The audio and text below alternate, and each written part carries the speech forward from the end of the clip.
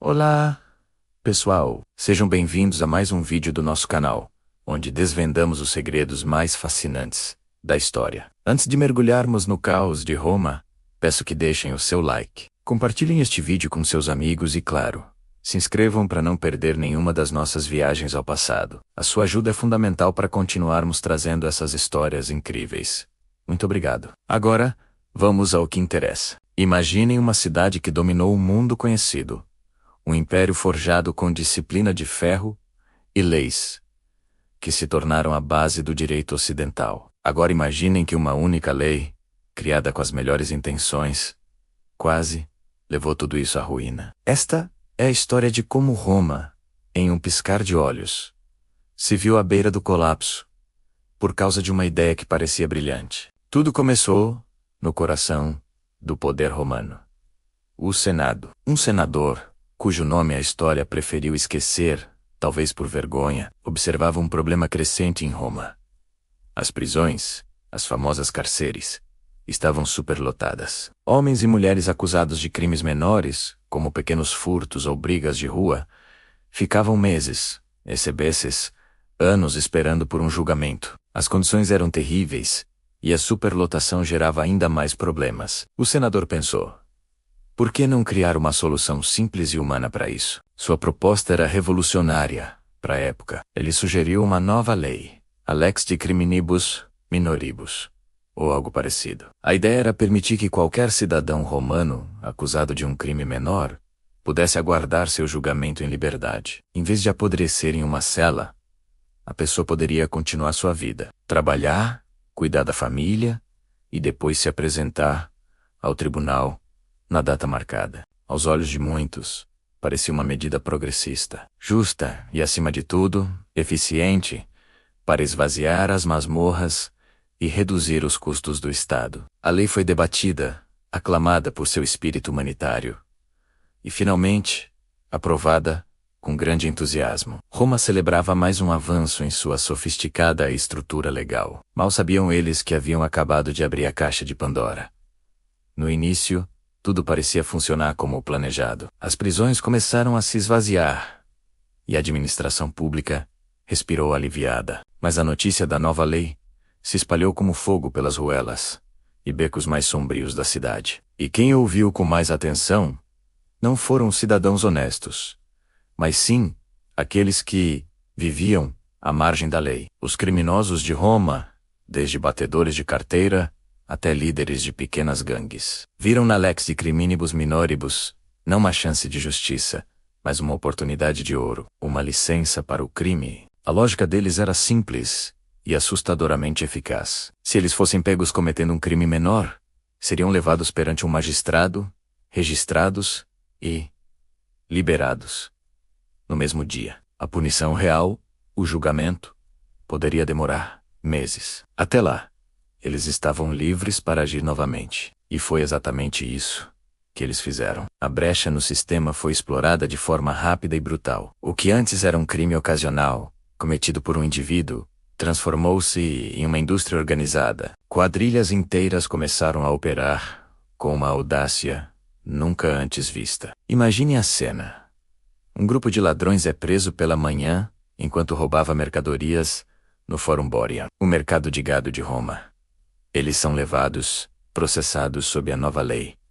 E, antes do pôr do sol, já estão de volta ao mesmo mercado, planejando o próximo roubo, ou, pior, intimidando as testemunhas que os denunciaram.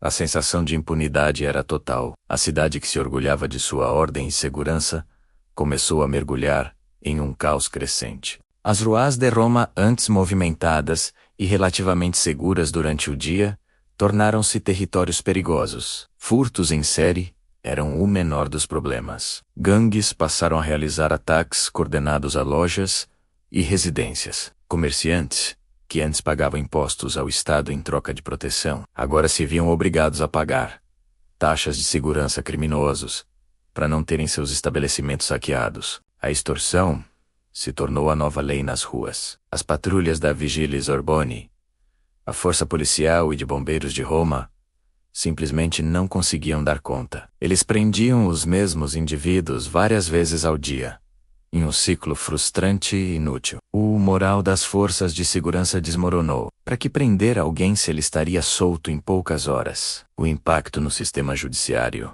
foi igualmente devastador. Os tribunais, que já eram lentos, ficaram completamente paralisados. A quantidade de novos casos era avassaladora. Pilhas e pilhas de pergaminhos com acusações se acumulavam nos gabinetes dos magistrados. Juízes, sobrecarregados, não tinham tempo para analisar os casos com a devida atenção. Julgamentos eram adiados indefinidamente. O sistema, projetado para garantir a justiça, transforma-se em uma piada. Um criminoso poderia cometer dezenas de delitos antes que seu primeiro caso fosse sequer ouvido. E quando finalmente chegava a hora do julgamento, muitas vezes as testemunhas aterrorizadas ou se recusavam a depor, ou simplesmente desapareciam. A desordem não se limitou aos crimes contra a propriedade.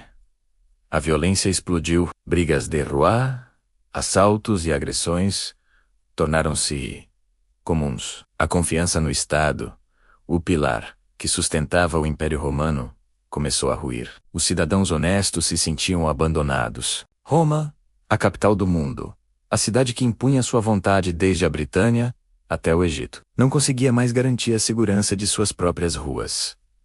O contrato social estava quebrado. O Senado, que havia aprovado a lei com tanto otimismo, agora assistia, horrorizado, ao desastre que criara. O debate tornou-se acalorado. Senadores que antes defendiam a lei agora a denunciavam como a raiz de todo o mal. Outros, teimosos, insistiam que o problema não era a lei, mas sua aplicação. A verdade é que Roma havia subestimado a natureza humana e a capacidade dos criminosos de explorar qualquer fraqueza no sistema. Eles aprenderam, da maneira mais difícil, que uma lei bem intencionada, sem mecanismos de controle e sem prever suas consequências, pode ser mais destrutiva do que um exército inimigo. Demorou meses de caos, medo e desordem para que o Senado finalmente agisse. A Lex de criminibus minoribus foi revogada. As antigas práticas, por mais duras que fossem, foram restabelecidas. As prisões voltaram a encher, mas lentamente. A ordem começou a ser restaurada nas ruas de Roma.